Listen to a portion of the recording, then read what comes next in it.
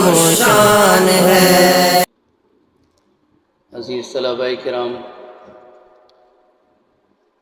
ہماری کوشش رہتی ہے کہ آپ بچوں کو جو ہمارے مسلمانوں کے مخصوص تہوار ہیں یا مخصوص دن ہیں جن کے بارے میں اللہ تبارک و تعالی نے ایک عام اعلان فرمایا ہے کہ ان مخصوص دنوں میں اگر آپ نیک اعمال کریں گے، تسبیحات کریں گے، تو ان کی جو نیکیاں ہیں وہ بقیہ دنوں سے بڑھ چڑھ کے ملتی ہیں۔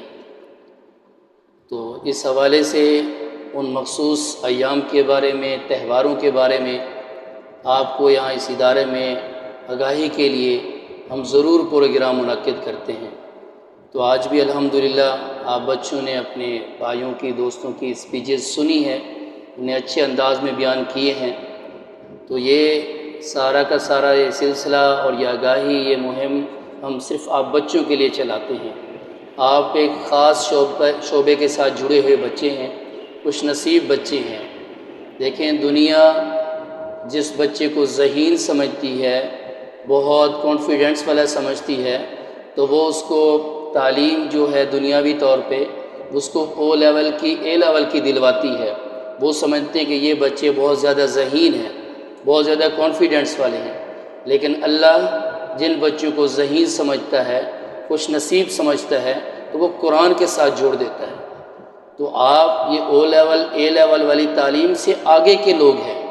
خود اللہ نے اعلان بھی ساتھ فرما دیا، خیرکم من تعلم القرآن وعلمہ، کہ تم میں سے بہترین ہے وہ شخص جو قرآن کو پڑھے اور پڑھائے۔ تو اسی لیے اپنے دلوں سے مایوسی ختم کر دیں۔ ہم کہاں آئے کھڑے ہیں؟ الحمدللہ آپ اللہ کی اس کلام کو پڑھ رہے ہیں جس کے بارے میں اللہ تبارک و تعالی نے خود لا ریب فیہ کا اعزاز فرمایا۔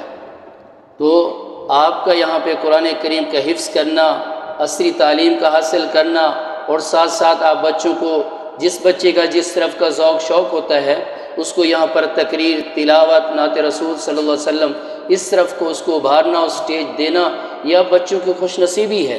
آپ کے پاس اتنا زیادہ اللہ نے آپ کو ذہن عطا فرمایا ہے، آپ کے اندر اتنا کانفیڈنس ہے کہ آپ اپنے آپ کو استعمال کریں۔ تو آپ نے حضرت ابراہیم علیہ السلام کے چند واقعات سنے، اور میں بھی آپ کو مزید جو ہیں آپ سے گزار کروں گا، وہ یہی ہیں کہ حضرت ابراہیم علیہ السلام کی زندگی میرے لیے، آپ کے لیے، ہم سب کے لیے مثالی زندگی ہے کہ حضرت ابراہیم علیہ السلام نے اپنے بیٹے کو، اپنی بیوی کو، ان سب کو قربانیاں دلوائیں۔ کس مقصد کے لیے دلوائی ہیں؟ اللہ کی رضا کے لیے، اللہ کے حکم کو ماننے کے لیے۔ اور آج آپ بھی بچے ہیں، دیکھیں کہ ہم اپنے والدین کو اللہ کا حکم پورا کرانے میں ساتھ دیتے ہیں یا رکاوٹ بنتے ہیں؟ جی، ہم اس طرف اپنی نظریں دوڑائیں اور ہم فکر کریں کہ یہ تو حضرت ابراہیم علیہ السلام کی جو قربانی کا واقعہ ہے، یہ ہمیں بہت زیادہ سبق دیتا ہے۔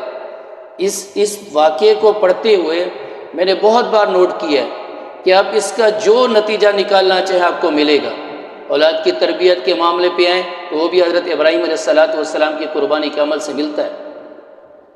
اور گھر کی فیملی کی، اگر گھر کے سربراہ کا ادب، احترام اور اس کی بات ماننے کا وہ واقعہ سامنے لانا چاہیں تو ان کی بیوی آپ کے سامنے ان کا واقعے میں مثال ہے کہ کس قدر ساتھ دیا۔ اور ایک ایسا والد ہونے کے ناطے، گھر کے سربراہ ہونے کے ناطے، حضرت ابراہیم علیہ السلام نے اپنی بیوی بچوں کو کس قدر اللہ کی رضا کے لیے جگہ جگہ امتحانات میں پیش کیا ہے۔ اور بہت سارے واقعات کا رخ اس حضرت ابراہیم علیہ السلام کی قربانی کے واقعے سے ملتا ہے۔